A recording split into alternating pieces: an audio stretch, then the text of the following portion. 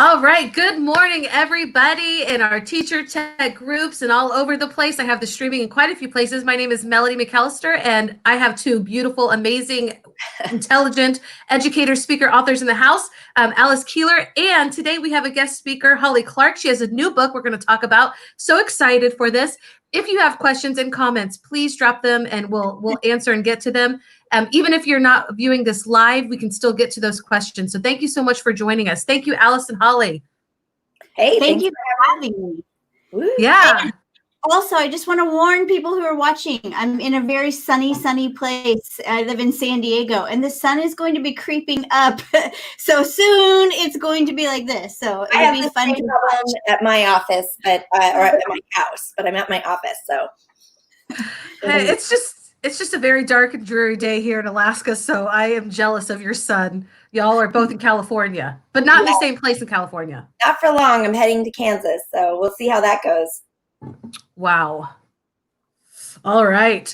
So congratulations on your newest book, Holly. You have another book called The Google Infused Classroom, which has been a bestseller for years at this point. Mm-hmm. What inspired you to write the Chromebook Infused Classroom? So obviously, because a bunch of teachers were getting Chromebooks, and every time I would go to schools, and I have these long-term engagements with schools, teachers would come out of the classroom as I would be walking by, and they'd be like, "Oh, you're here today. I need help." And I couldn't always help them because I would be assigned to another teacher. So kind of out of love for those teachers, I really wanted to help them, and they just wanted ideas. They needed to know how to like shift their thinking. So I kind of wrote this book out of love for them to have something to look at in the non-sun. Here, hold it up again. It's a very beautiful cover. Well, I mean, it's everywhere on this screen. But anyway, so it was written to help teachers make that shift from going from what they do really well in analog, because teachers are fantastic at this, and then shifting it to really powerful teaching and learning in digital. And there's like a whole section on that. And I really went into also something that people were asking me about. How do I do digital assessments? How does it look differently? And so that's like my favorite section in this book is how we do these assessments and how we get at student thinking and understanding, not by multiple choice questions, which I know Alice totally agrees with me on. Yeah, no, we don't. Oh, no, that's right. We totally kind of think a little bit different on that. But she says, ask some multiple choice questions sometimes. And I say, sometimes it's okay. But when we can, I want to get at student thinking and understanding, and I want them to tell me about their journey. So I talk about that inside of the Chromebook Infused Classroom. And then what's different, and so I'm just kind of going here, what's different about this and the Google Infused Classroom, which a lot of people have. Yeah, I have that. It's a great book. I have it somewhere near me here. Why don't I have it with me? Yes. Well, I spied that you had the Microsoft Infused Classroom still up and next to Joe Bowler, and made me so happy. But the Google Infused Classroom is really about what teachers can do with the technology. So we have to do formative assessments, what tools really empower that. And this book is about what students can do with the technology. So instead of asking ourselves, what can I do with the Chromebooks?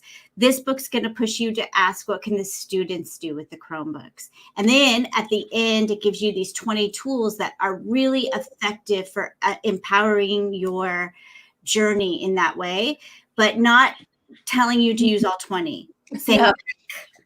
I'm going to say 3. Yeah. And keep it simple.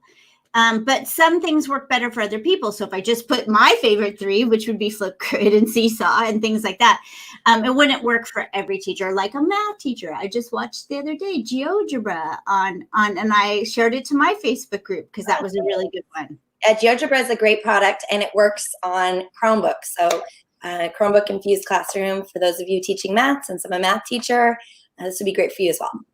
It's funny because when I go to the math section, I talk all about Geo. Oh, thanks. Oh, really? Yeah. If you were to go to my math section, I'd just be talking all about Joe Bowler. Well, I talk all about Joe Bowler too. Thanks to you, by the way. You introduced me to her, so I owe you. A wee bit of obsession. Mhm. A wee bit. A Oh, wee bit. Yeah. texted me the other day, hi friend. And so like my life is made right now. Okay, but anyway. I'm going to become friends coming up with Carol Tomlinson, who does differentiation. We were going to be talking about how to add some tech tools to what she does. And I thought about you because I'm like, Carol Ann Tomlinson wants to talk to me about tech. Like Joe Buller wanting to talk to Alice about math. So I'm getting Mind Guru, and now she's like, tell me about the tech part. And I'm like, let's do this. How much spreadsheets do you have in the Chromebook Infused Classroom, Holly? I send them to you for the spreadsheet part. I don't go outside of my zone. I just published my blog the other day. For those of you who want to get started with Google Sheets, a really fun activity to create a seating chart as a way to get started. So apparently Holly does not have this in the book, so you can go to my blog for that. But then everything else you get in the Chromebook Infused Classroom, right? Well, you go to it for things that you want to think about that students can do to show their learning, to activate their curiosity, to learn how to manage. Really love that. I'm into student-centered classrooms, and I think that we should just look at everything from the lens of a student. So like when I teach student teachers, I tell them when you write lesson plans, you can't say I or the teacher. Now, obviously, you're doing things, but you want to look at it always from the lens of what the students are doing and how they're actively engaging. So I'm really excited to hear that this book is really student-focused. Yeah. Me too. I got to say that is what excited me more than anything. And I just want everybody to be able to look at the ticker. There is a link to buy the book, but also you have a bonus going on. Tell us about this bonus. We started talking about Joe Buller and stuff, and I forgot. But one of the things that is great, because I wrote this because I want teachers to be able to do this new normal. And so I have a bonus package. If you buy the book before July 31st, you just take a screenshot of your receipt and then you turn it into the Infuse link /Chrome bonus. And then you could look for me on Twitter, and I always have it up every day. But then for the month of August, you're going to come into a private Facebook group with me. We're going to do webinars. I'm bringing in some of I ask people, what apps do you want to learn about? And so everyone wants to learn about Wakelet. So I'm bringing in the Wakelet people to teach about that. And so for the month of August, and I know some people will be going back to school, they can watch just like this video whenever they want. So you'll learn with me for the full month. And that bonus includes that private Facebook group, VIP webinars, a special extra chapter that didn't make it into the book that I was so sad about. And so those people are going to get that. And then this infographic package that was made by a designer that says what the teacher can do with the tool, those 20 tools, and what the student can do. So you're going to get access to that. Cool. I want that. Well, okay. Yeah. Make that happen. I want it too. Well, you're both in the bonus group because you have a copy of the Chromebook Infused. I know, but I didn't pay for it. Oh, well. Hello. Okay, so all we have to do is go to infuse.link /Chrome bonus, and that's what puts us into this bonus group. Mm-hmm. I love that. Just in time for teachers to get prepared for the hybrid way of learning, because most of us are going to be starting remotely, but there is going to be that hybrid, and hopefully we will get face-to-face at some point in the year. Right. We're praying that. Yeah. Go sorry. ahead.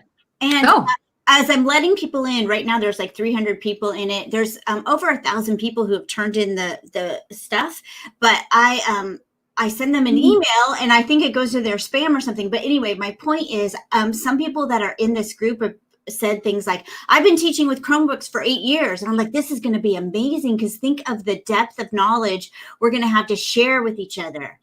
And so I'm sure I'm going to learn. I cannot wait for this August event.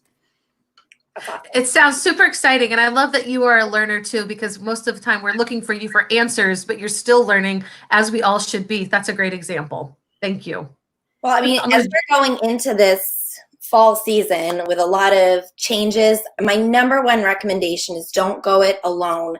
Nobody knows what we're doing. It's new for everybody, and we need to band together and share best practices and resources And so Holly, your group sounds like this would be just really perfect for this touch point for everyone to be ready for whatever we're doing coming August. So I'm going to join in. Awesome. Yes.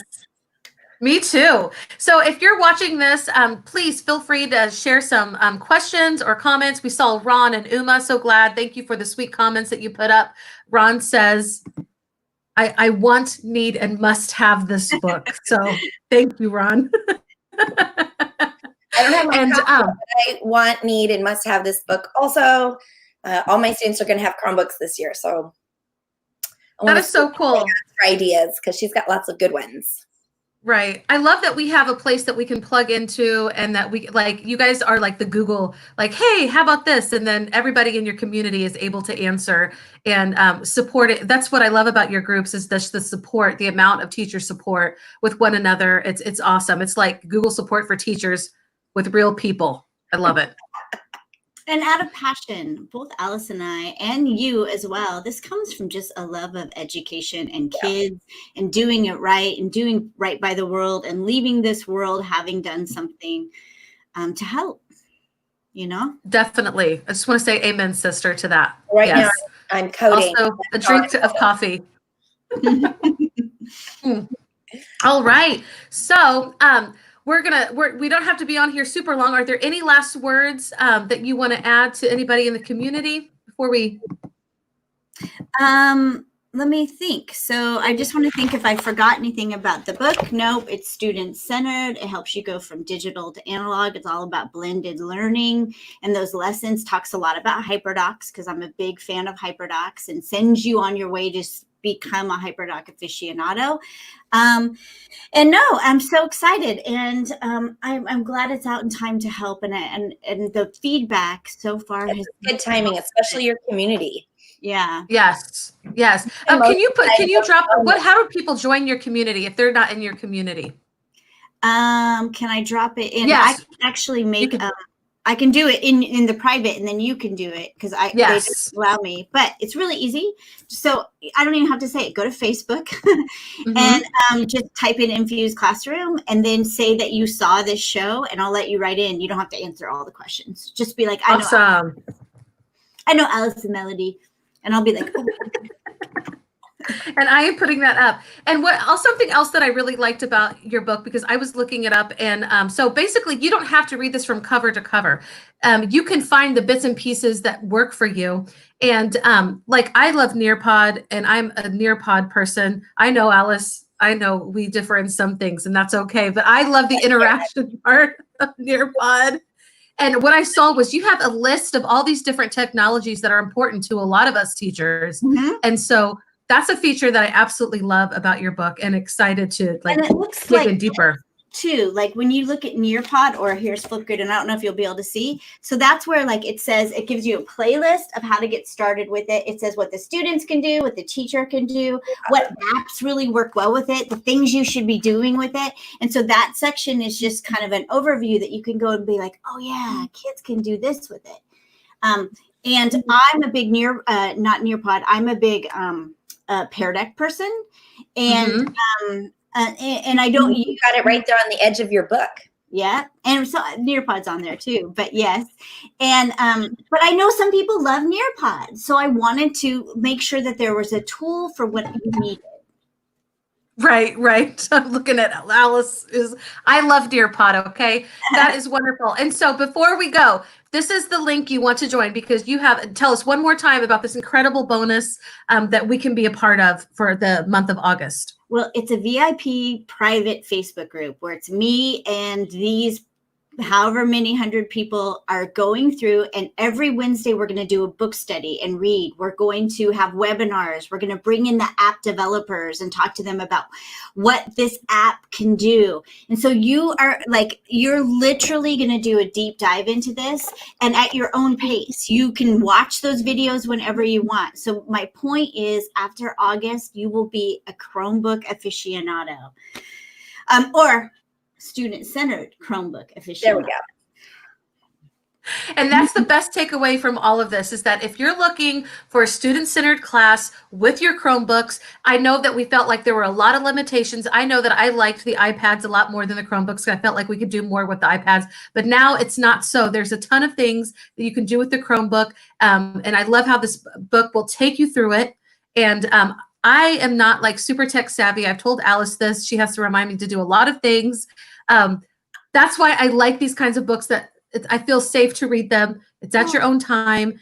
You're doing something that is so important for your students. And also, I just want to throw this piece in there. The more that we know, we can also help parents to understand, because I always want to put that piece of helping parents to understand how to help their students is so important. And I think that you could probably, like teachers, after they read your book, could actually help parents a little bit better in clear language. I wish parents would actually read this, because they could understand what we're trying to get at now, that learning, while we still need to learn the skills, the way in which we learn has shifted.